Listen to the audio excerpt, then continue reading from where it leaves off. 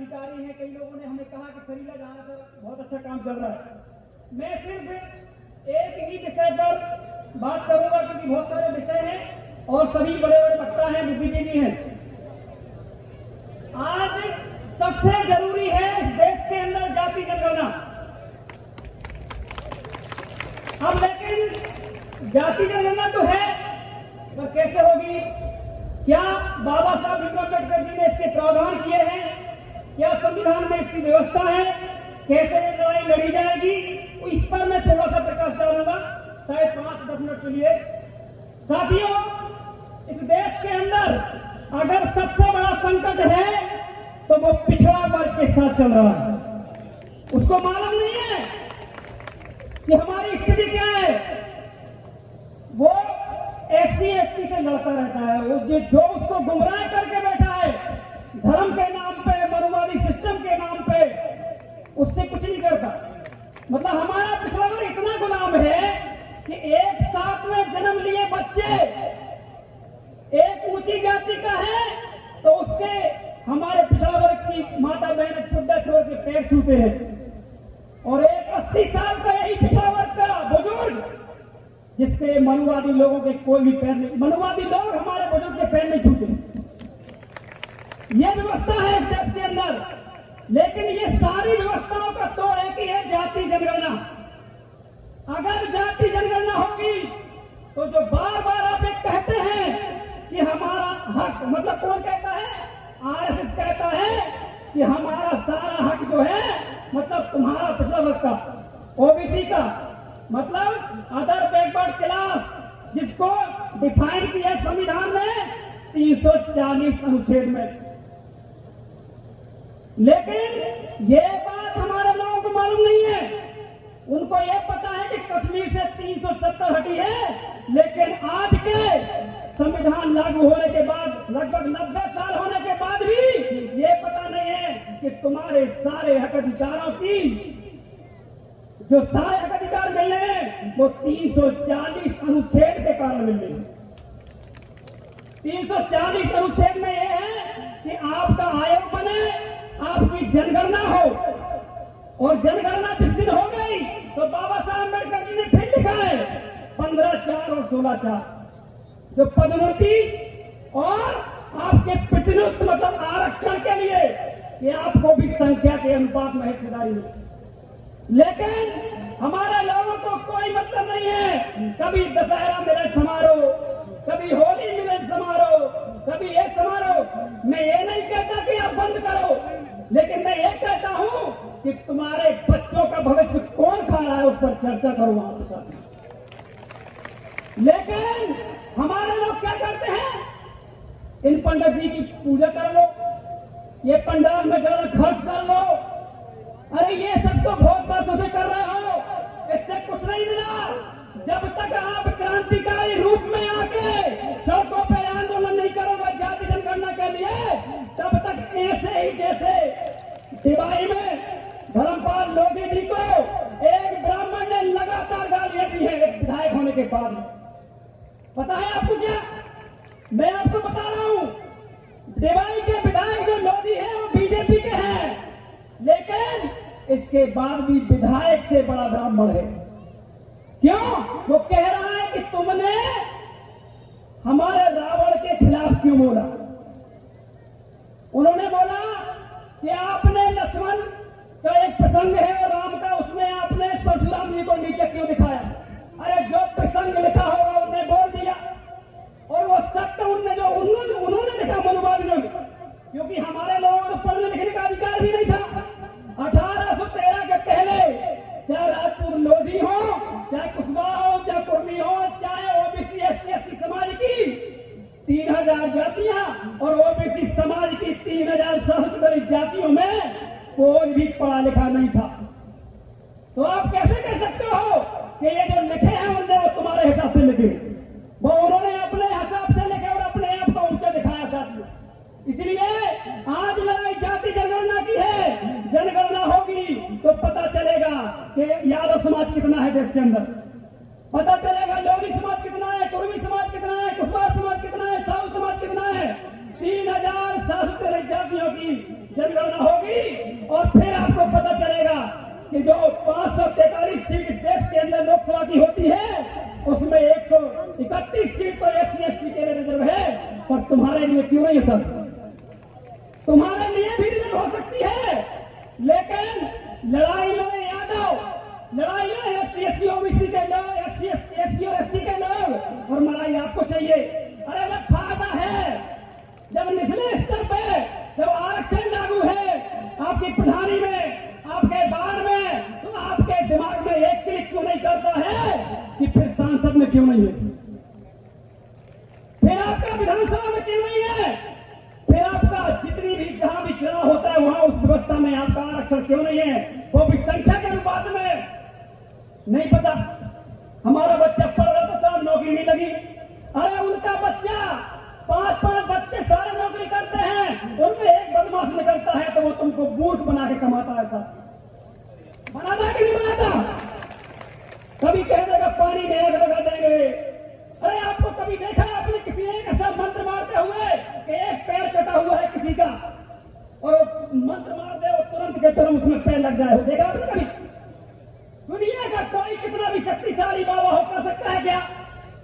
जब ये नहीं कर सकते वो, तो फिर कैसे कर सकते हैं कि हम बच्चा पैदा कर देंगे फूक मार के? तो हमें समझना होगा। मैं देखिए किसी धर्म का विरोधी नहीं हूं, लेकिन अगर धर्म के नाम पे हमारे हक अधिकारों को रोका जा रहा है तो हम ऐसे धर्म पे भी उंगली उठाएंगे। अरे बताइए, लोधियों ने लड़ाई लड़ी राम मंदिर की, पिछड़ा वर्ग के पूरे लोगों ने, कम से कम 70% लोगों ने, एक भी मंदिर की कमेटी में, राम मंदिर की कमेटी में मैं विरोध नहीं कर रहा हूं, सिर्फ तुम्हें आगाह कर रहा हूं कि तुम्हारे साथ धोखा कैसा हो रहा है। लड़ाई तुम लड़ो, गोलियां तुम खाओ, मरो तुम, और मलाई की बात आती है, ट्रस्ट की बात आती है, तो वहां पर एक भी लोधी नहीं, एक भी यादव नहीं, एक भी कुर्मी नहीं, एक भी कुशवाहा नहीं, एक भी साहू नहीं, एक भी दांगी नहीं, ऐसी तमाम 3,743 जातियों का एक भी व्यक्ति ट्रस्ट में नहीं है साथ। लेकिन अभी अगर कोई मुद्दा बनाना पड़ेगा तो हिंदू मुस्लिम करके और सारे लोधियों को, सारे कुशवाहों को उनके खिलाफ खड़ा कर देंगे साथ। इसलिए जिस दिन जाति जनगणना हो जाएगी उस दिन के बाद ये मुद्दे अपने आप ही आप भूल जाओगे। क्यों? क्योंकि आपको चल जाएगा पता कि भैया लोधी समाज तो इतने % है। फिर आप देखोगे अच्छा विधायक कितने बने, अरे ये तो कम बने, हमारे सांसद कितने बने, ये तो कम है, IAS कितने बने, ये तो कम है, तो आप सड़कों पे उसकी लड़ाई लड़ने लगोगे। इसलिए जगह जगह दुनिया के तमाम जितने पंडाल खड़े किए जाते हैं हमारी माता बहनों को बरगलाने के लिए, झूठ पाखंड फैलाने के लिए, इससे ज्यादा कुछ नहीं था। इसलिए 340 अनुच्छेद में बाबा साहब भीमराव अम्बेडकर जी ने, वो भी हमारे पिछड़ा वर्ग के कुछ लोग लिखने नहीं दे रहे। जब 1932 में गोलमेज सम्मेलन हुआ, ये पिछड़ा वर्ग के लोगों को मैं बताना चाहता हूं, सुन लो, ये बात कोई नहीं बताएगा, आपको अधिकार क्यों नहीं मिलते आपको कोई नहीं बताएगा। 1932 में जब गोलमेज सम्मेलन हुआ तो भारत की ओर से SC और ST का प्रतिनिधित्व करने वाले हमारे सिंबल ऑफ नॉलेज बाबा साहब भीमराव अम्बेडकर वहां प्रतिनिधित्व कर रहे थे सब। लेकिन हमारा पिछड़ा वर्ग का प्रतिनिधित्व करने के लिए यहां से सरकार ने जो भी यहां का सिस्टम चलता रहा उस समय उसने एक भी पिछड़ा वर्ग का व्यक्ति नहीं भेजा।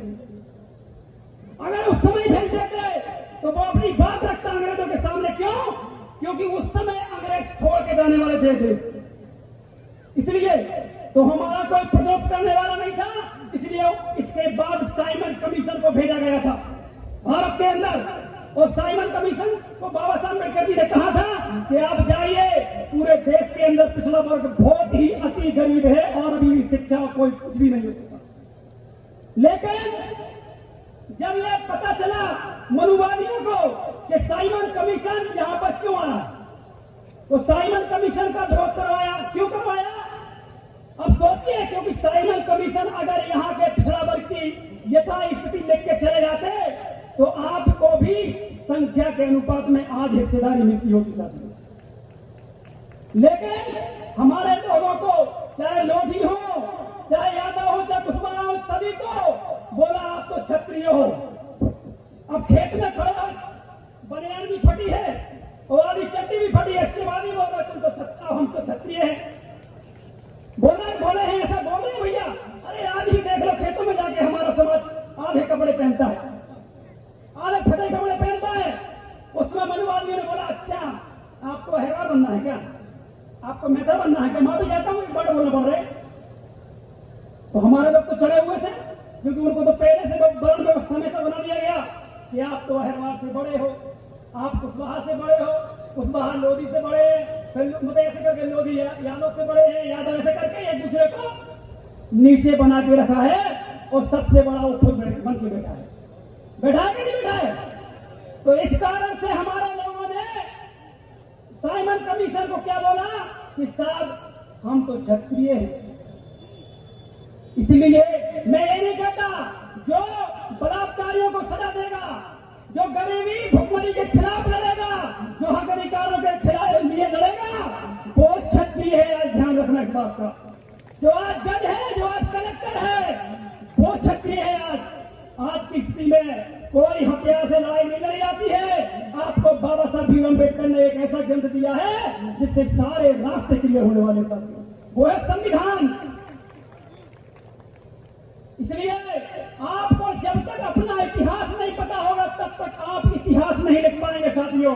जब आपको मालूम है कि पूरे बुंदेलखंड में जो शिक्षा के मानव थे स्वामी ब्रह्मानंद जी, उन्होंने क्रांति रूपी आंदोलन चलाया जिस कारण शिक्षा की अलग जगी, लेकिन इन लोगों ने उनको जो आगे उनका जो मिशन बढ़ाना चाहिए था वो नहीं बढ़ाया। क्यों? क्योंकि सारे लोग ही तो आरएसएस से जुड़े हुए हैं, सारे लोग ही तो आरएसएस से जुड़े हुए हैं।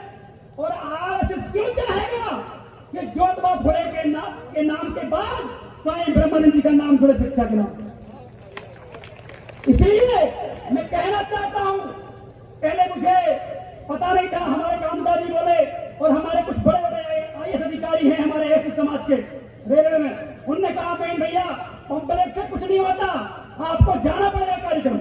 हमने कहा बिल्कुल जाएंगे, कोई दिक्कत नहीं। कामदा जी से इनकी कमेटी से हमने कहा बात कर लो आप। साथियों आज के समय अगर सबसे ज्यादा प्रताड़ित है कोई तो वो ओबीसी वर्ग है, क्योंकि आप अगर थाने जाएंगे तो ब्राह्मण बनिए ठाकुर बैठा है कि नहीं बैठा? आपके पास एससी और एसटी एक्ट नहीं है ना लगाने के लिए, नहीं है ना? हमारे भाइयों के पास है, वो सुरक्षा कवच है। ऐसा आपका भी होना चाहिए, लेकिन कौन लड़ेगा? कौन लड़ेगा? ये लड़ाई भी आप चाहे तो एससी और एसटी के लिए लड़े क्या? जब सुरक्षा आपकी होनी है तो ओबीसी एक्ट भी आपका बनना चाहिए कि अगर कोई भी समाज आपके खिलाफ कुछ करता है तो ये वाला एक्ट लगाया जाएगा। सर टाइम याद नहीं होगा, तो समय ज्यादा हो रहा है, लेकिन मैं 2 मिनट में अपनी बात को क्लियर करूंगा। मैं ओबीसी महासभा के माध्यम से, हमारे यहाँ साहू जी, निसार जी, काफी टीम है हमारी ओबीसी महासभा की। हम लोग उत्तर प्रदेश में भी और मध्य प्रदेश में हम 3 बार मुख्यमंत्री घेराव हुए और पूरे मध्य प्रदेश में हमने पैदल यात्रा निकाली है। हम लोग डरते नहीं है इनके मनुवादी सिस्टम से। मरना आज भी है, मरना कल भी है, लेकिन कीड़े मकोड़ों की तरह नहीं मरेंगे, समझिए ना? हम बहुजन क्रांतिकारी की छाप लगा के मरेंगे ताकि आने वाली पीढ़ी भी हमको देख के लड़ सके। ये जरूरी है। हमें अपने बच्चों को कीड़े मकोड़ों की तरह मत बनाओ, उनको क्रांतिकारी बनाओ, गलत के खिलाफ लड़ सके वैसा बनाओ। मैं यहाँ बैठे हुए हमारे ओबीसी वर्ग, एसटी वर्ग, मानवी समाज के साथियों से कहना चाहता हूँ, ये भारत भूमि गौतम बुद्ध की भूमि है और यहाँ हर ओबीसी एसटी मानवी समाज का बुद्धिजीवी है। इसलिए अपनी दिमाग लगाइए, कौन आपका अधिकार खा रहा है? अगर सरीडा में अगर आपकी समझ ज्यादा है तो दिमाग लगाइए कि हमारा थानेदार क्यों नहीं? अगर पूरे हमीरपुर में अगर ओबीसी एसटी की ज्यादा संख्या है तो दिमाग लगाइए कि यहाँ पर कलेक्टर ब्राह्मण बनिए ठाकुर कैसे आएगा जबकि संख्या हमारी है। ये दिमाग लगाना पड़ेगा आपको। क्यों? क्योंकि अगर उस समाज से वो आएंगे तो तुम्हारा हक अधिकार नहीं देने वाले। क्यों? क्योंकि जब वो खुद अपनी जाति में शादी करके आ रहा है तो वो खुद पहले से जातिवादी है क्या नहीं है समाज? तो तुम्हारी रक्षा कैसे करेगा? इसलिए ओबीसी का होना चाहिए, यादव बाहुल्य है तो यादव होना चाहिए, लोग लोधी बाहुल है तो लोधी होना चाहिए, एससी बाहुल है तो एससी होना चाहिए, और ठाकुर ब्राह्मण बाहुल है तो उनके भी होना चाहिए। लेकिन उनकी बाहुलता है कहाँ, बताओ ना मुझे।